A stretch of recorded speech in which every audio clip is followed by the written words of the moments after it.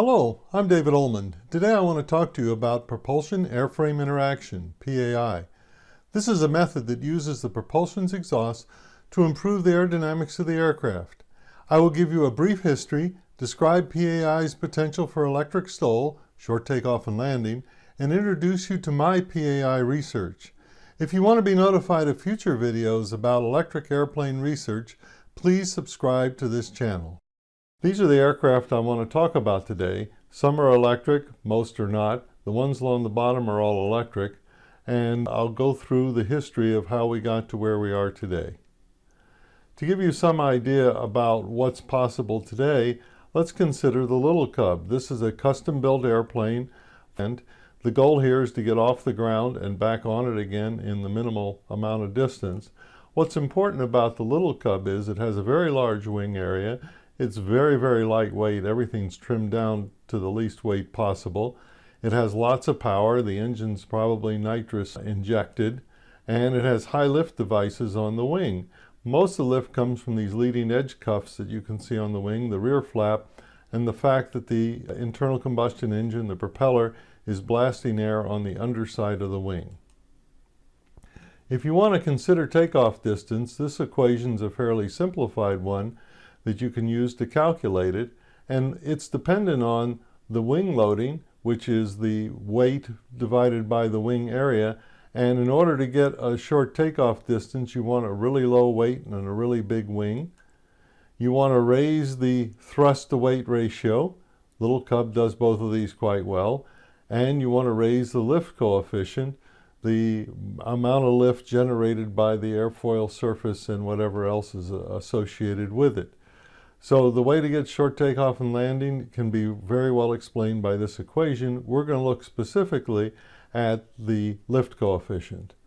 So the propulsion airframe interaction concept says accelerate the air over the top surface of the wing in order to make it move faster to get a lower pressure and increase the lift. So the faster the air, the more the lift. Notice this is different than what the Little Cub is doing. For the most part, it's blasting air on the underside of the wing. It has the leading edge cuffs to try to get the air to move faster and stay attached to the top surface.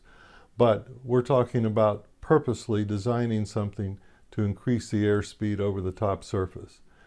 The father of PAI is Willard Custer, and back in the 40s and 50s, he did a lot of experiments on this, and he came up with a saying, it's the speed of the air, not the airspeed. So here you can see Willard in about 1946 in his Custer Channel Wing number 2, and you can see where the engines are mounted, drawing the air over these channel type airfoils, and sure enough this flew quite well. And what he's doing is, even when the airplane's not moving forward, there's a high velocity air over the airfoil section giving him lift. And this is really shown very well in this photograph, where an empty Custer Channel Wing has its wheels off the ground. Now I did some calculations on this, and he had a headwind, but he's definitely generating lift equal to the weight of the aircraft. So here's the Custer Channel Wing in flight. You notice it has little stubby wings off the end. The story goes that the FAA forced him to add those before they'd consider it an airplane. And you can see it flies quite nicely. By 1953, Custer developed a 5-passenger, hence the CCW-5, out of a Baumann Brigadier aircraft with custom wings. And here you can see it taking off. Notice he'll immediately bank over. In a traditional airplane, you'd never do that because you don't have enough forward speed. You'd stall your inboard wing.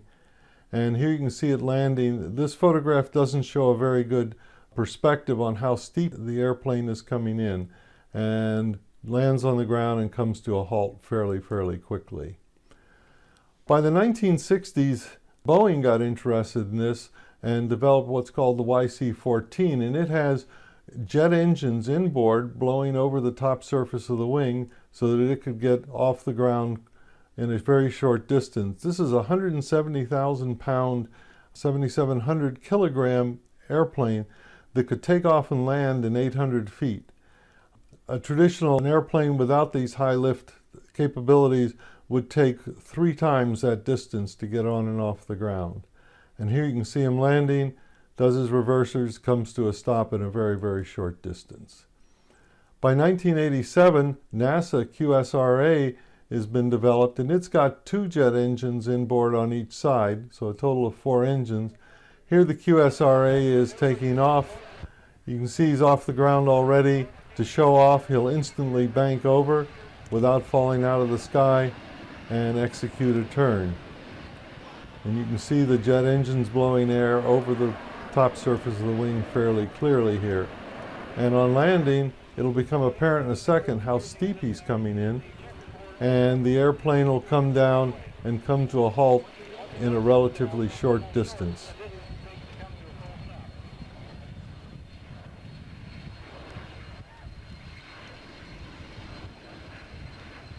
Wheels touch down, nose wheel down. He's going so slow, comes to a halt quite rapidly. From the QSRA final report, here's a diagram of lift coefficient versus angle of attack. For comparison, the 727 has a maximum lift coefficient of about 2.5. Remember, the higher the lift coefficient, the lower the length of runway needed to get off or back on the ground. You'll notice that the YC-14 has at least twice the lift coefficient. The QSRA has 3 times the lift coefficient of a 727, reducing the landing and takeoff distances proportionally. Another important feature here is that the angle of attack at which stall occurs, at which the airplane loses lift, is much, much higher on the 2 research aircraft, and also is much softer. If a Boeing 727 would stall, it would lose a dramatic amount of lift very rapidly, whereas these other aircraft would not. So if you look at this evolution I just took you through, Custer used IC engines and channels, the YC-14 2 jet engines, 1 on each side, QSRA 4 jet engines, and then we're doing an electric approach which tries to distribute the lift along the entire span of the wing. So we have a project called IDEAL, Integrated Distributed Electric Augmented Lift, which we're using ducted fans, actually they're model airplane ducted fans, to blow air over the top surface of the wing. And here's a test vehicle called the Jabberwatt. It's based on a Jabiru aircraft that has just 4 of these on for test purposes, 2 on each wing.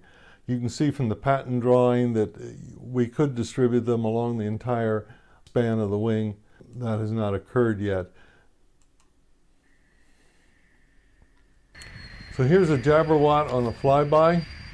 The IC engine is running. The 4 ducted fans will not sustain enough lift to keep the airplane in the air, but there's clearly enough to take good data. So by using propulsion airframe interaction for electric STOL, you can more than double the lift, you can decrease the stall speed, you can decrease the takeoff and landing distance, you can get improved low-speed handling qualities. This wouldn't be complete without mentioning the X-57 Maxwell that NASA is currently working on. They are using distributed propulsion, and they are getting propulsion airframe interaction, but they're primarily using it to augment the fact that they've got a much smaller wing, improving the cruise capability of the aircraft. Here, the 10 inboard electric motors all have the propellers folded because they're only used on takeoff and landing. So what's the future? The ideal future would be to replace the little Cub with something else that has distributed electric propulsion. Currently working on ideas like that. If you're interested on the ongoing eSTOL work, look at the website. Thank you very much for your attention.